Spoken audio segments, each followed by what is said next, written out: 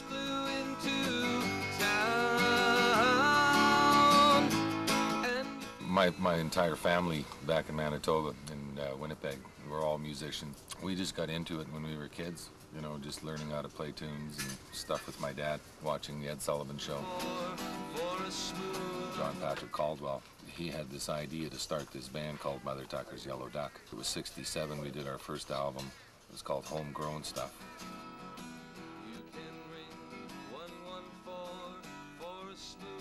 At the time, Greg Leske was in the Guess Who, and he decided he didn't feel like playing in the band anymore, I guess, so he left, and Burton phoned me one night and said, "Do you want to join the band?" And yeah. I said, "Oh yeah, of course," you know. The first experience I had with it was in 3 days I had to be in Phoenix, Arizona, and I'd never even been on a plane before. I left Winnipeg in March, and it was probably about 25 below, and I had no idea that it would be warm anywhere else in the world, you know. So I got on this plane, and I had my toque on, and my big parka, and my mucklucks, and my long johns, and the whole 9 yards, right? And by the time I got down to Phoenix, and I walked out, it just felt like somebody had just hit me with a great big hammer, you know. We had this, like the temperature down there was about 85, 90 degrees. Yeah. So when I walked out into this heat, it was just like buff, you know. And all the boys were all sitting in the pool and whatever. And so I ended up just walking over to the pool, and I just walked right off the diving board, clothes and all, just here I am, you know. Yeah. It's like, so that was the beginning of it all.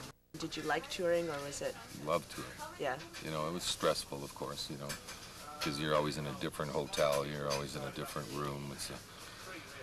And there's a lot of hours, you know. Everybody figures, well, it's just a big party time, you know. And stuff. The schedule was really, really, really busy. It was just such a great time, you know, in the music industry, because it was just booming, you know, for everybody. It was a classic time. All of us musicians, you know, who like to just get out and play and do the stuff, not necessarily just going after the fame or the dollar, you know. They're enjoying what they do, you know, which is like, can't say that I'd do it for nothing, but it does make you feel that way. You're still alone. I don't think you just go, "I'm famous," kind of a thing, you know. We were quite anonymous, actually, in the Guess Who. We could walk down any streets or anything, and so nobody really knew who was. Autographs. Yeah, that's right, unless it was set up especially for that kind of a thing, you know.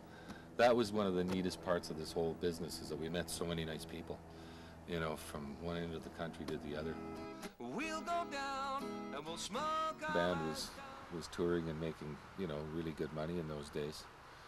And I used to like to take people out for dinner and stuff, and, you know, spread it around a little bit. There's a lot of the bands that were opening for us and stuff, they weren't making the big dollars, so we used to really take care of them a lot, you know. Well, I'd gotten married in '75, and my boys were, I had 2 boys, and they were just so small, like I just felt like I was really losing out on that baby age, you know, yeah, and stuff. So I said, well, that's enough, you know, I've been touring for this many years. I might as well pack it in now. The pace of life here is so much nicer than what the city would ever be, you know. So that really drew me here. As I started going fishing with salmon and whatever in the time. Every once in a while he'd say, "Well, look, why don't you just drive the boat? I'm going to go and sleep for a while." So I'd drive the boat for a while, and then some days he didn't feel like going, so he'd ask me to go. So that's how I got into the fishing thing. And, you know, with fishing, I've been doing that since I was a kid. Fishing has always been, you know, it's like music to me. It's really fun to do. I don't think I'll ever stop.